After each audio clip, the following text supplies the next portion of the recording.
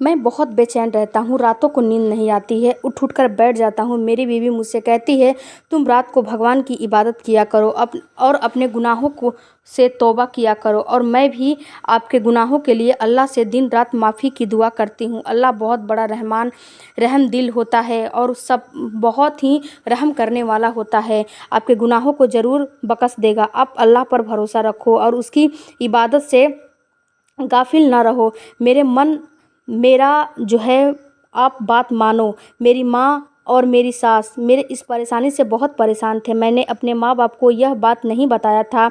मेरा यह जो गुनाह था सिर्फ मेरी सास और मेरी बीवी को ही पता था। आज हॉस्पिटल के क्वार्टर में रहते हुए हमें 3 साल बीत चुके हैं और मेरा एक बेटा भी हुआ है। पर मैं खुद की कसम खाकर कहता हूँ कि मैं अपने गुनाहों की वह इस जो है दलदल में इस कदर बैठ चुका हूँ कि मुझे दिन रात चैन नहीं मिलता है। आप लोगों से पूछता हूँ, क्या मेरे इस गुनाह के कभी माफ़ी मिल सकती है? आप लोग से मैं गुजारिश करता हूँ, मेरे इस कहानी को पूरा सुनिए। इसके बाद आप लोग भी मेरे किए गए गुनाहों को के लिए अल्लाह ताला से दुआ कीजिएगा। शायद आप लोगों की दुआ अल्लाह सुन ले और मुझे चैन आ जाए। यह कहानी एक पारिवारिक जीवन से संबंधित है, जिसको सुनकर आपको भी बहुत सी बातें सीखने और समझने को मिलेगी। लेकिन दोस्तों, कहानी में आगे बढ़ने से पहले बस आप लोगों से वही पुरानी रिक्वेस्ट है कि आप हमारे चैनल पर यूट्यूब चैनल को सब्सक्राइब ज़रूर कर लीजिएगा और वीडियो को भी एक लाइक कर दीजिएगा, जिससे कि मेरा भी हौसला और हिम्मत बहुत ज़्यादा बढ़ता है। मैं आपके लिए रोज़ाना नई नई इंटरेस्टिंग कहानी लेकर आती रहती हूँ। चलिए चलती हूँ उस कहानी की तरफ। मैं एक अस्पताल में मुर्दा घर का हेड इंचार्ज था। जो भी जवान लड़की उस मुर्दा घर में रखी जाती थी, तो रात के सन्नाटे में मैं उसे निकाल कर और उसके साथ शारीरिक संबंध बनाता था। एक रात एक डॉक्टर से बहुत बड़ी गलती हो गई थी और उस डॉक्टर से एक कुंवारी लड़की की मौत हो गई थी। उसने उससे कैसे जो है मारा मुझे नहीं पता, लेकिन उसको रफा दफा करने के लिए उसने मुझे लाखों रुपए देकर चला गया। मैं जब उस कब्र में दफनाने कब्रिस्तान ले गया तो मेरे नीयत ख़राब हो गई। इसीलिए मैंने उसके कपड़े उतार कर, उसका बदन बहुत खूबसूरत था, जैसे ही मैं उस लाश को अर्धनग्न करके उसके साथ शारीरिक संबंध बनाने लगा तो मेरे रोंगटे खड़े हो गए, क्योंकि मेरी उंगलियां धीरे धीरे उस हसीन के बदन पर घूम रहा था जो बिल्कुल बेजान से मरी हुई पड़ी थी। उसकी रंगत चांदनी की तरह दमक रही थी। उसके होठों की खूबसूरती मुझे मदहोश कर रही थी। ऐसा मैंने आज तक कहीं नहीं देखा था, जबकि आज तक मैंने कई जवान लड़कियों के साथ मैं यह सब कर चुका था जिसकी मैं ख्वाहिश रखता था। लेकिन यह लड़की सबसे अलग थी। न सिर्फ खूबसूरत थी, बल्कि चेहरे पर इस कदर मासूमियत थी कि मैं हैरान रह गया था। मैंने धीरे से उसके ऊपर से चादर हटाई थी, अपनी निगाहों से उसे अपने अंदर उतारने लगा था। जिसके हाथों की मक्खन जैसी उंगलियों को मैंने अपनी उंगलियों में छिपका कर देख रहा था और खुद पूरी तरह से उसमें झुक गया था। उसे देखने के बाद मेरे दिल में कुछ हो रहा था। इतनी जवान कि मैं कैसे यह मौत के मुंह में चली गई। अगर यह जिंदा होती तो उसका हुस्न शायद और भी गजब जो है कहर ढाते। मेरे हिसाब से वह कोई 18 से 19 साल की जवान लड़की थी, जो 1 से 2 साल बीतने के बाद तो पूरी तरह से खुलकर गुलाब बन जाती और किसी का भी चैन लूट सकती थी। मैंने आगे बढ़कर उसकी गर्दन पर अपने जो है होठों को रख दिया और अपनी गहरी सांस उसके होठों पर छोड़ दी। धीरे धीरे उसे चूमते हुए मैं उसकी खुशबू को अपने अंदर उतारने लगा। उसके अंदर से ऐसा खुशबू आ रहा था जैसे कि वह किसी गुलाब के बाग से नहाकर आई हो। उसने एक अजीब सा खुला कुर्ता पहन रखा था। उसे उतारने में मेरे लिए बहुत आसान था। आमतौर पर ऐसे कुर्ते आदमी पहनते थे, क्यों उस लड़की ने यह कुर्ता पहना हुआ था। मैं बहुत धीरे से वह कुर्ता उसके बदन से अलग किया। मैं उस मोम की गुड़िया को नुकसान नहीं पहुंचाना चाहता था। मेरी नज़रें उसके हुस्न से हैरान होने लगी। मेरी बदन से गर्म पसीने छूटने लगे और मैं पिछले कई रातों से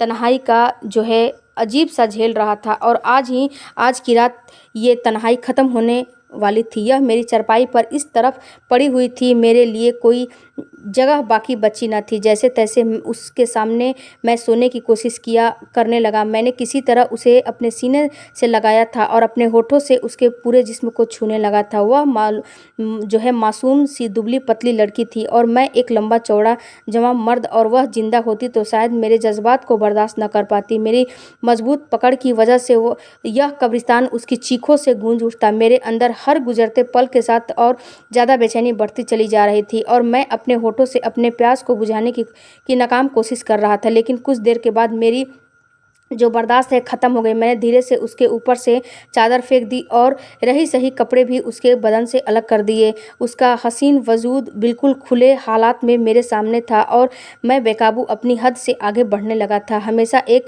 बेजान कुंवारी लड़की को इस्तेमाल करके मैं खुश होता था, लेकिन उस लड़की का शरीर था वो बहुत ही काफ़ी खूबसूरत था। बहरहाल दिल को छूने वाली थी। धड़कन बढ़ गई थी और उसके जज्बात को मैं महसूस कर रहा था।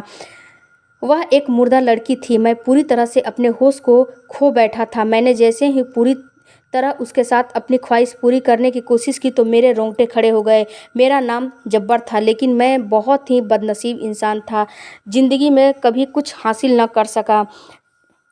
हमेशा माँ बाप के तानों का शिकार रहा। वह चाहते थे कि मैं पढ़ लिख कर कुछ बन जाऊं, लेकिन मेरा दिमाग तो बहुत तेज़ था और मैं बहुत कुछ करना भी चाहता था। उसके बाद मैं 10वीं तक पढ़ाई की और कुछ तो मेरे घर का माहौल बहुत बेकार था। मेरे माँ बाप हमेशा आपस में लड़ाई झगड़ा करते थे और सबसे बड़ी बात यह थी कि मेरे जो माँ थी वह मेरा जो पिता था वह एक कब्र खोदने वाला काम किया करता था और वह चाहते थे कि माँ और हम सब कब्रिस्तान में मुफ्त के क्वार्टर में सुकून की ज़िंदगी गुजारें और यहीं मैं अच्छी पढ़ाई हासिल कर लूँ। लेकिन माँ को कब्रिस्तान में रहते हुए डर लगता था। माँ बार बार गांव जाने के लिए जिद में लगी रहती थी और इसी बात को लेकर घर में बहुत ज़्यादा झगड़ा होता था। पापा की जिद और गुस्से के आगे मैं मजबूर हो जाता था और माँ भी मजबूर हो जाती थी, लेकिन माँ मुझे मार पीट कर पापा का सारा गुस्सा मुझ पर निकाल देती थी।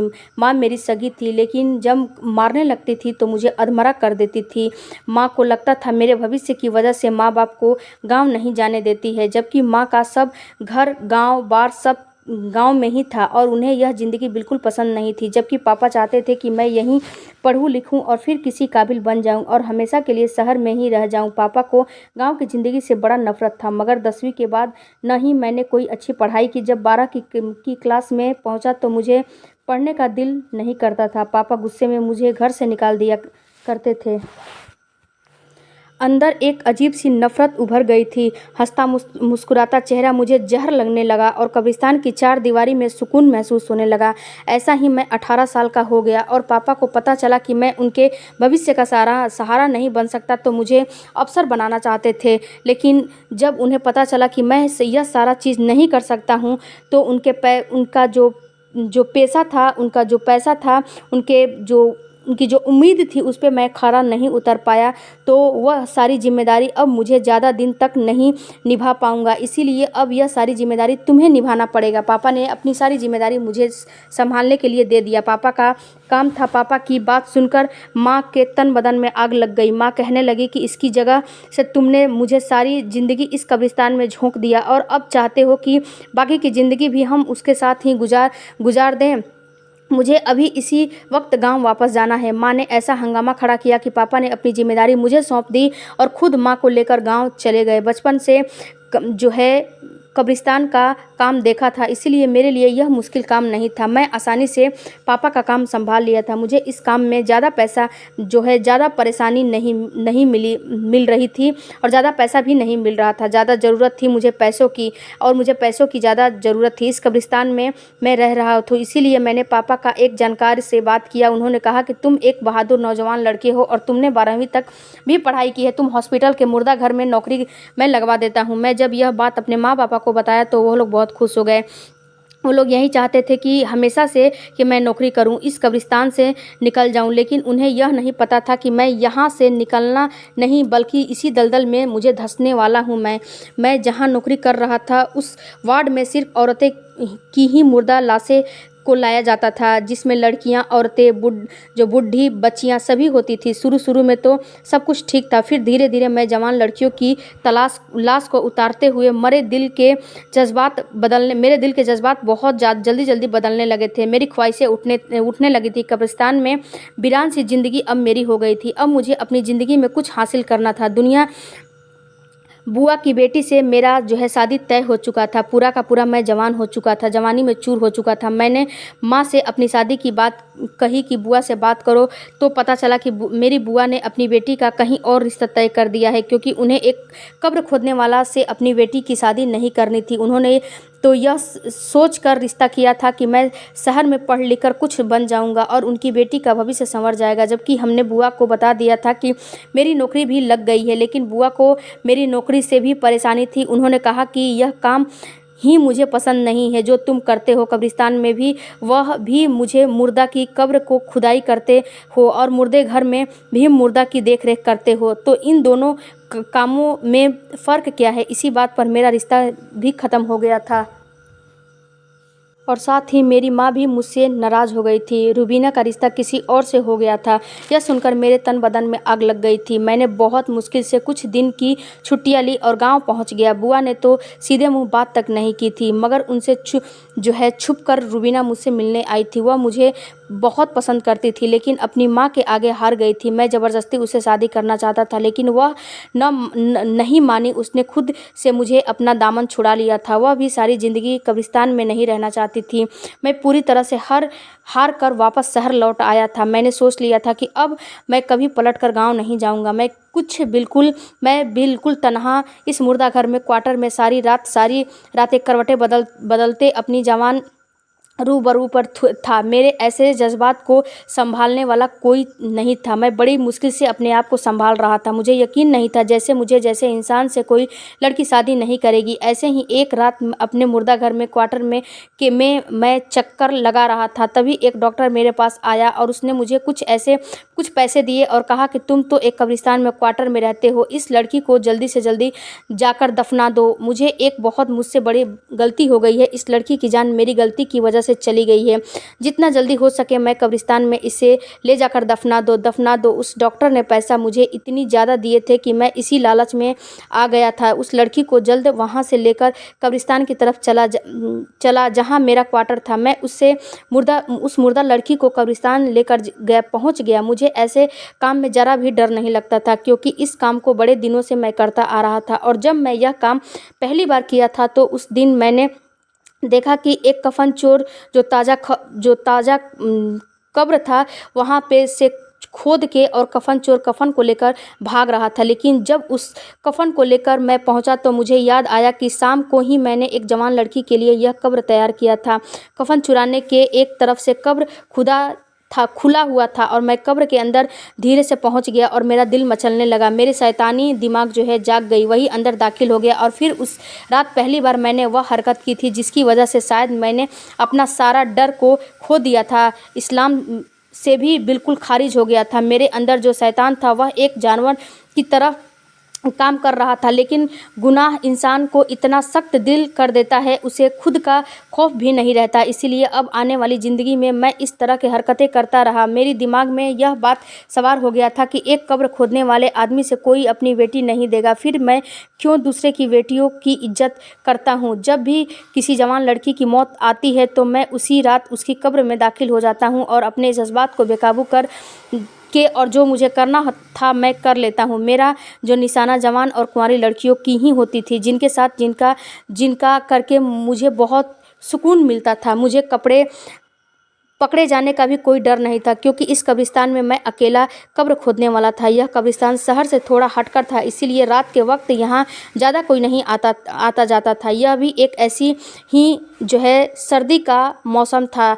मेरा दिल बड़ा बेचैन हो रहा था। तभी वह डॉक्टर उस लड़की को मेरे पास लेकर आया और रात को कहीं 2 बजे का टाइम था। मैं मुर्दा घर में बैठे करवटें बदल रहा था। सर्दी की रातों में तन्हा चारपाई पर लेटना मुझे कांटों जैसा मालूम होता था। पिछले 1 हफ्ते से किसी जवान लड़की की मयत नहीं आई थी और वो कहीं वजह से मुझे नींद भी नहीं लग रही थी, सांसों को भारी कर रही थी। जब जिनका चस्का लग जाता है तो फिर उसके बगैर रहना मुमकिन हो जाता है। मुझे भी यह चस्का लग गया था। मुझे इस बात पर बहुत तकलीफ़ हो रही थी कि किसी जवान लड़की का जनाजा क्यों नहीं आ रहा है। मैं पूरी तरह तड़प रहा था। मेरा बस चलता तो मैं दोबारा किसी इस्तेमाल की हुई लड़की का ही इस्तेमाल कर लेता, लेकिन मैं सिर्फ ताज़ा मैयत के साथ ही जिन का काम करता था, इसीलिए मजबूर था। ऐसा बहुत कम होता था कि मुझे एक 2 दिन का इंतज़ार करना पड़ता था। इस सर्दी के रात में ऐसी किसी लड़की की मैयत न आई, वरना हफ्ते 2 हफ्ते में कोई न कोई जवान लड़की मुझे मुफ्त में मिल जाती थी और मैं अपने अंदर की प्यास बुझा लिया करता था। अपने बाप का यह जो है पैसा भी इसीलिए अपनाया था कि मुफ्त में अपनी ख्वाहिश को पूरा कर सकूँगा। अब तो कई सालों से मैं यह काम कर रहा था, इसीलिए मेरे अंदर ना ही कोई डर था, ना ही कोई झिझक थी। जब भी कोई अपनी जवान लड़की को दफन करके जाता तो मैं रात को ही अंधेरे में चुपके से उस कब्र को खोलता और उसके पैरों की तरफ से अंदर चला जाता और फिर अपनी प्यास बुझाकर वहीं से वापस आ जाता और किसी को कानो कान खबर भी नहीं होती थी। मुझे बड़ी उम्र की औरतों में कोई दिलचस्पी नहीं थी, सिर्फ कुंवारी लड़कियों ही मुझे पसंद आया करती थी। नरम चमड़ी वाले मुझे सुकून पहुँचाया करती थी। अब भी मैं किसी ऐसे ही वतन के लिए तड़प रहा था। मैं अपने आप को, अपने जज्बात को संभालने की कोशिश कर रहा था। तभी वह डॉक्टर उस लड़की को लेकर आया। उसके चेहरे पर बहुत ज़्यादा परेशानी थी और गोद में चादर में लपेटा हुआ एक मुर्दा लाश जिसे उसने बहुत मुश्किल से अपने बाजू में उठा रखा था और मुझे कहा कि मैं तुम्हें 2.5 लाख रुपया देता हूँ, तुम इस लड़की को जल्दी से कब्रिस्तान ले जाओ और उसको जो है दफन कफन कर दो कि जिम्मेदारी मैं तुम्हारे ऊपर दे रहा हूँ। और फिर वह तेज़ी से उस लड़की को मेरी चरपाई पर छोड़कर वापस चला गया। उसका बदन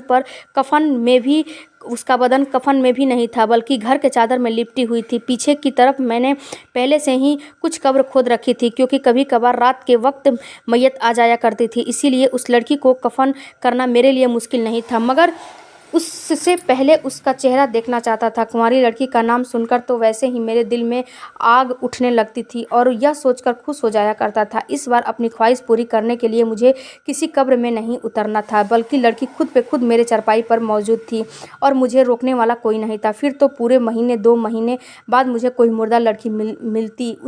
उस लड़की को मैं अपने क्वार्टर में लेटा दिया, अपने क्वार्टर का दरवाज़ा अच्छी तरह से बंद कर दिया और धीरे से चादर उस लड़की के चेहरे से हटा दिया। जैसे ही मेरी नज़र उसके चेहरे पर पड़ी तो मैं तो हिल ही अपने आप को भूल गया, बिल्कुल अपनी जगह पर जम गया था। वह इस कदर हसीन थी कि उस पर से मेरी नज़रें हटाना मुश्किल हो गया था। मैं खुद बेकाबू होने लगा था। मैंने धीरे से झुककर उसके होठों को चूम लिया था। मेरी उस हरकत ने मेरी और भी ज़्यादा ऊंचाई पर मुझे पहुंचा दिया था। मैंने धीरे से अपनी उंगलियां उसके चेहरे से उसके गर्दन तक फेरने शुरू कर दिया। मुझे ऐसा एहसास हो रहा था कि अभी वह कुछ देर की ही मरी हुई लड़की है। न जाने उसके मौत के पीछे क्या राज है और क्या वजह थी। वह बिल्कुल साफ़ सुथरी थी और बिल्कुल अभी नरम थी। मुझे उस वक्त वजह जानने की कोई दिलचस्पी नहीं थी। मैं बस पूरी तरह से उसे झकझोर रहा था। वह मेरे जज्बात की आग को ठंडा कर दे, लेकिन बेजान पड़ी थी, मेरे लिए कुछ नहीं कर सकती थी। मुझे खुद ही अपनी आग बुझाना था। अपनी हर हद पार करते हुए जैसे ही उसके साथ शारीरिक संबंध बनाने की कोशिश करने लगा तो मेरे कदमों के नीचे से ज़मीन निकल गई। मैंने उस लड़की की बॉडी को छोड़कर पीछे भागा और फिर उसके बदन पर चादर फेंककर क्वार्टर से बाहर निकल गया और मेरी सांसें बड़ी तेज़ी से चल रही थी। कितनी ही देर में बदहवास रहा, क्वार्टर के बाहर खड़ा रहा और फिर जब मुझे कुछ होश आया तो मैं दोबारा अंदर आया और अंदर के मंजर ने मेरी जान ही निकाल दी, मेरे पैरों तले ज़मीन ही खिसका दी। लड़की कौन थी? उस डॉक्टर ने इतनी जल्दबाजी में उसको दफनाने के लिए क्यों कह गया था? आखिर उस डॉक्टर से ऐसी कौन सी गलती हुई थी? यह सवाल थे जो अब मेरे लिए जानना ज़रूरी हो गया था। वह मेरे लिए सामने चरपाई पर बैठी थी। उसने वही ढीला कुर्ता पहना हुआ था, चादर अपने आजू बाजू में लपेटी थी और बहुत ज़्यादा रो रही थी। मुझे देखकर वह चीखने चिल्लाने लगी। वह तो शुक्र था कि यहाँ वीरान जगह था और उसकी चीख पुकार सुनने वाला यहाँ कोई आने वाला नहीं था। मैंने उससे बड़ी मुश्किल से चुप करवाया और बताया कि वह यहाँ कैसे पहुँची और किसने मुझे उस लड़की को सौंपा था। फिर जब मैं उस सवाल का जवाब शुरू किया तो उसने एक ऐसी हकीकत बताई जिसे सुनकर मेरे रोंगटे खड़े हो गए। उस लड़की का नाम सुमन था। एक बहुत ही शरीफ और गरीब घर की वो लड़की थी और वह घर में बच्चों को होम ट्यूशन भी दिया करती थी।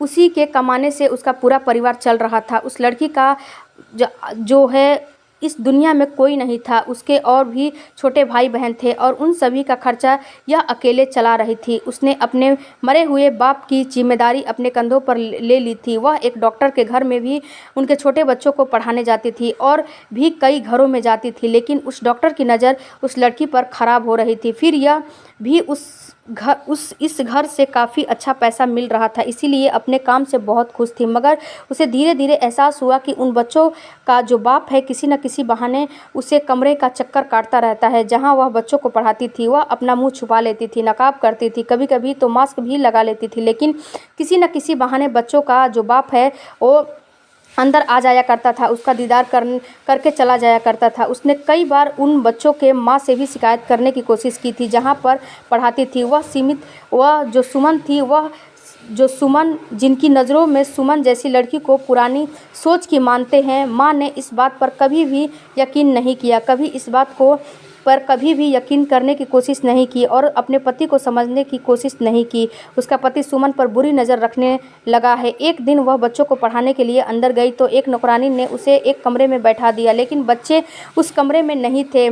कुछ देर बैठने के बाद उसे एहसास हुआ कि घर में सन्नाटा है, बच्चों का शोरगुल भी सुनाई नहीं दे रहा है और ना ही वह पढ़ने के लिए कमरे में आ रहे हैं। फिर जब उसे इस बात का समझ आया तो उससे कमरे से निकलने लगे, मगर उन बच्चों का बाप अचानक से कमरे में दाखिल हुआ और उसने कमरे का दरवाज़ा बंद कर दिया। सुमन जान गई थी कि उसका नीयत खराब हो गया है, लेकिन उससे पहले कि वह शोर मचाती और हंगामा करती उसने सुमन को अपने काबू में कर लिया था। उसने मुंह पर अपना हाथ रख दिया था। सुमन की आवाज़ उसके हलक में ही दम तोड़ दी गई थी और सुमन को घसीटता हुआ उसने उसे कमरे से अपने बेडरूम में ले गया। घर में उसे वक्त कोई नहीं था, कोई नौकरानी भी मौजूद नहीं थी। जिस नौकरानी ने उसे कमरे में बिठाया था वह भी कहीं जाने कहाँ चली गई थी। उस आदमी ने सुमन को अपने बिस्तर पर फेंका और जग भरकर सुमन के ऊपर पानी डाल दिया। सुमन बुरी तरह से घबरा गई। उस डॉक्टर ने उसका कपड़ा भी उतार दिया। वह सफ़ेद रंग की कमीज सलवार पहनी हुई थी। पानी पड़ते ही उसका पूरा बदन साफ साफ नज़र आने लगा था। वह आदमी बड़ा बेताबी से सुमन पर हमला किया और सुमन ने खुद को बचाने के लिए बिस्तर से उठकर भागा, लेकिन कुछ पानी उसके फर्श पर भी गिर गया था, जिसकी वजह से वह फिसलकर इस तरह गिर गई, अपने होश खो बैठी। उसके बाद उसे कुछ याद नहीं था और अब जब उसे होश आया तो वह इस हालत में थी, मेरे क्वार्टर में मौजूद थी। यह कहकर वह फूट फूट के चिल्ला के रोने लगी। तब उसको मैंने समझाया कि तुमको यहाँ पर लाने वाला एक आदमी है। उसने मुझे तुम्हें देते हुए यह बोला कि मुझे एक बहुत बड़ी गलती मुझसे हो गई है और उसने मुझे बहुत सारा पैसा भी, तुम्हारे कफन दफन के लिए पैसा भी देकर गया था। मैंने उसे बताया कि वह जब यहाँ आई थी तो उसकी इज्जत बिल्कुल ठीक ठाक थी, उसके बदन पर कोई खरोच नहीं थी। अगर उसकी इज्जत को किसी ने नुकसान पहुंचाने की कोशिश की थी तो मैं था, लेकिन मैं भी उसके साथ शारीरिक संबंध नहीं बना सका था क्योंकि उससे पहले ही उसे होश आ गया था। उससे रोता हुआ देखकर मुझे न जाने क्यों बहुत तकलीफ़ हो रही थी। मैंने हाथ जोड़कर उससे माफ़ी मांगी और उसे उसके घर पहुंचाने की जिम्मेदारी अपने कंधों पर ले लिया। वह परेशान थी, आधी रात हो चुकी थी, उसे अपनी विधवा माँ का ख्याल सता रहा था। इसीलिए मैं उसे रात को ही लेकर उसके घर की तरफ रवाना हो गया। उसकी विधवा माँ उसको गले लगाकर फूट फूट कर रोने लगी।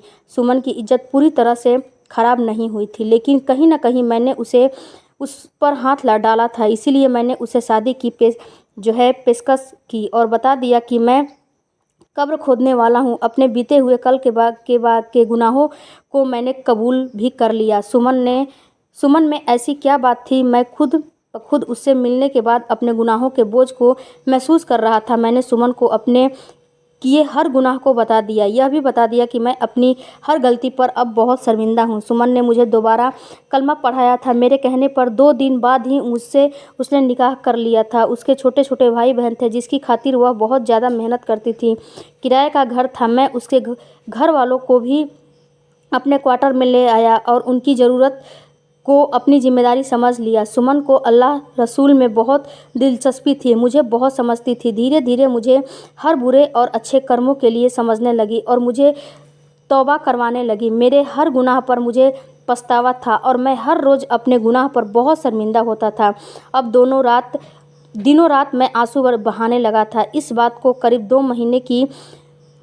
महीने हो चुकी थी। एक दिन कब्रिस्तान में एक नई मैयत को लाई गई थी। मैं कब्र तैयार कर चुका था, बस दफनाने के काम बाकी थे। जब उसके चेहरे पर मेरी नज़र पड़ी तो जिसम पूरा उसका झुलस चुका था। फोटो भी बिल्कुल उसका काला पड़ चुका था, चेहरा सलामत था। इस चेहरे को लाखों चेहरे में भी मैं पहचान सकता था, क्योंकि यह वही डॉक्टर था जो सुमन को लाया था। और फिर जब मैं मालूम किया तो पता चला कि वह आदमी बहुत बुरी तरह से जलकर मर गया है। लोग दबे दबे शब्दों में कह रहे थे कि जो दूसरों की इज्जत के साथ खेलता है उसका अंजाम ऐसा ही होता है। मैं जब मालूम किया तो मुझे पता चला कि वह गरीब लड़कियों का मजबूरी का फ़ायदा उठाता था। उसकी गाड़ी से ही यह हादसा हुआ था और रोड पर चलती गाड़ी में आग लग गई थी। वह पूरी तरह से झुलस गया था, बस उसका चेहरा बाकी रह गया था और जिसका जगह जगह हिस्सा बिल्कुल जल गया था। तो बुरे काम का बुरा ही नतीजा होना चाहिए था और होता है। जिन हाथों से वह जिन जीना करता था वह तो बुरी तरह से हाथ जल चुका था।